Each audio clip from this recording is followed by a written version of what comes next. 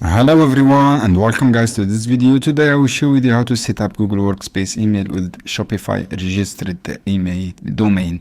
The first step guys, go to online store and go to setting, and after that go your domain, go to domain. From domain guys, click manage, open Shopify and scroll down guys, go to Shopify manage domain and then click on DNS setting, click on DNS setting option, and after that add your verification code and click add custom record and then select TXT record from here and copy the code guys, fill DNS out of the form and click confirm this option and tell Google your verify code.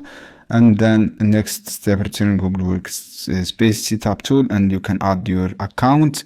And so guys, from the steps, add custom record and select TXT record from here, click add custom record, click add TXT record, copy this, fill this form, copy this code from here and then paste the verification code guys, you copy from Google Workspace and make sure this point guys, copy this code from Google Workspace. Just follow these steps guys, click DNC setting, from here click add custom record and then copy this code.